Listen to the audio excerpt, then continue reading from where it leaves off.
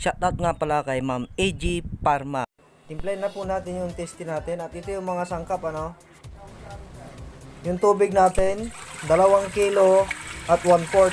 Maliwanag ba yun? 2 kilo at 1/4 ha. Hindi ito grams o kaya ml. 2 kilo at 1/4. Tapos tong asukal natin, sugar ha, sugar. Kung ayaw mo na sugar, asukal na lang. 1 kilo po ito, 1 kilo. Maliwanag ba yun? 1 kilo. Tapos yung asin natin, 100 grams. Grams naman to, 100 grams. So, maliwanag ba yun?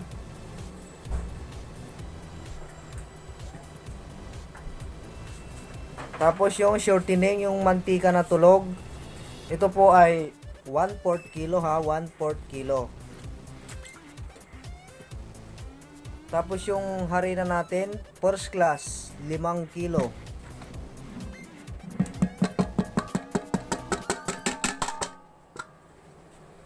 Tapos ihuli natin yung yes.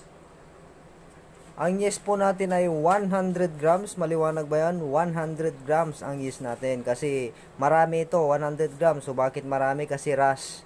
Pag ganitong mga mga Pasko ganyan. So talaga to, marami talaga to. Ngayon tatanungin nyo kung kahit wala kayong kneader, makakapagtimpla kayo, pwede makakapagtimpla kayo, parehas yan. Walang pinagkaibang kneader sa sa mano-mano. Tustusin nga, mas mabagal ito kasi makakapagpahinga kayo. Pero yung mano-mano, saglit lang yon. Pero ito kasi tagahalo lang to. Naghahalo lang to, kaya mayroon tayo nito para hindi tayo mapagod. So yun lang ang nito. So pandarin na natin to.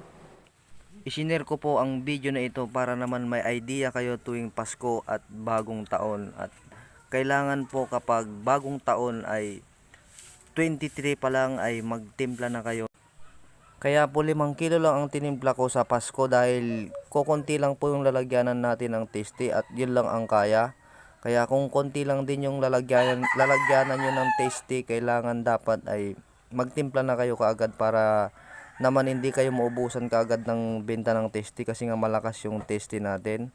Pero kung 5 rin yung lalagyanan nyo at pagdating ng bagong taon ay pwede yung ilagay na yes ay 150, pwede po yun, sagad na po yun. At kung tatanungin nyo kung hindi magkakaapekto ang tinapay, so wala po yun. So yun lang po yung may share kong video sa inyo para naman may idea kayo sa pagtitimpla sa Pasko at bagong taon. At salamat po sa inyo. Ang grams po ng malaking tasty natin ay 500 grams po at ang maliit naman ay 250 grams. At ang bintahan po ay 30 po yung malaki at yung maliit ay 15 pesos po. So ganun lang po yon.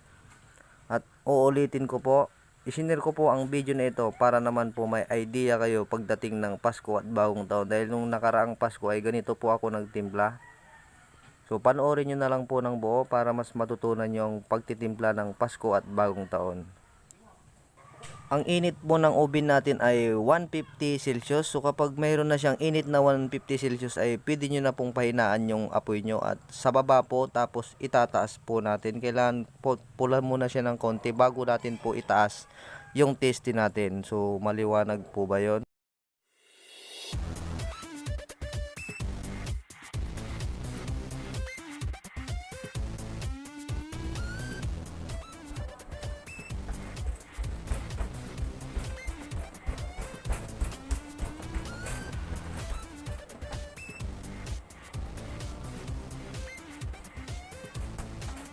So ito na po yung tinimpla nating tasty ano.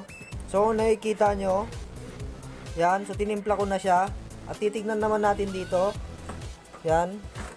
So kailangan kapag mga ganitong Pasko o kaya putukan, yung putukan yung kwan yun ha. Baka iba ng putukan yung sinasabi nyo, bagong taon ganyan. Pag mga bagong taon, kailangan, yan, papalsa pa lang no.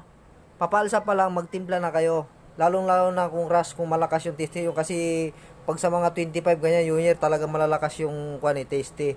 Tingnan niyo yan, oh, yan. So papalsa pa lang sa kailangan magtimpla na kayo para mabilis kayong maaga at kung ilang kilo yung gusto nyong habulin ay kaya nyong habulin kapag advance kayo mag-isip. Kailangan advance na kayo mag-isip. So yan.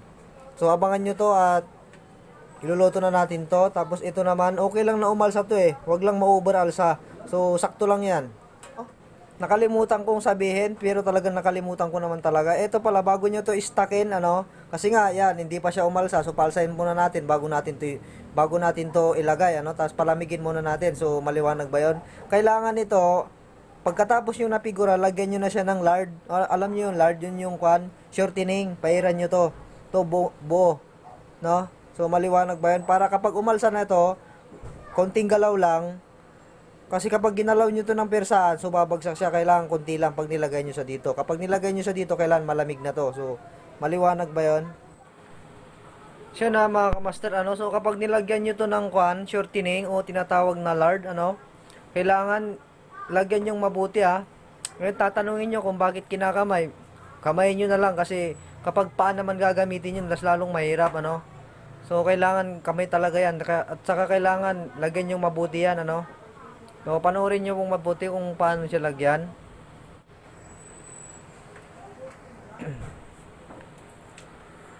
So, yun na mga kamaster, ano? So, ganyan yung tamang paglagay ng testy natin para hindi siya dumikit, ano? Yan. Kailangan lagyan yung mabuti.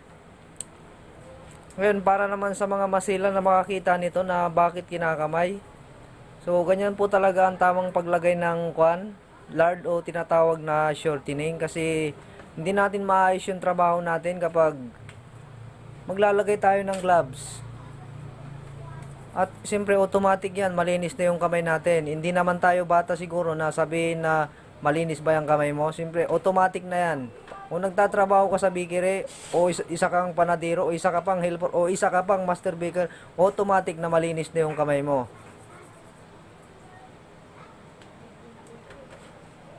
Yan, so ganyan lang mga kamaster ang tamang paglagay dyan. Tapos, pagkatapos natin nalagyan yan, hintayin na lang nating umalsa ito, mga kamaster. Yan, ito yan, di ba? Yan. So, hintayin na lang natin itong umalsa. Yan. So, kapag naluto nyo na to, palamigin nyo muna tong tray, tapos bago nyo ilalagay yan. So, maliwanag ba yan? Ngayon, abangan nyo yan at papakita natin yan bago natin ilagay. Ito na po yung tinimpla natin kanina na testy, ano. So, kung nakikita nyo ay alsado na siya. So, at ito naman yung pinalamig natin. Yan. So, bali, 6 po ito. Yan. 6 na tagtatatlo. Yan. So, ulitin ko, kailangan palamigin nyo muna ito bago nyo ilagay. At ito naman, uulitin ko rin, kailangan bago nyo ito istakin dito o kaya ilagay, may shortening na po ito o tinatawag na lard, ano, para hindi nyo nalalagyan kasi kapag ito igagal. Pero ito kapag dinahandahan natin dito na paglagay dito sa lalagyanan natin ng taste, hindi po siya babagsak. So maliwanag po ba yun? Kaya dapat pag ilagay natin, malamig yung lagyanan ng taste. Tapos pag nilagay din natin itong natin do o kaya masa, kailangan dahan-dahan lang po. So maliwanag po ba yun? At ilalagay na po natin yan.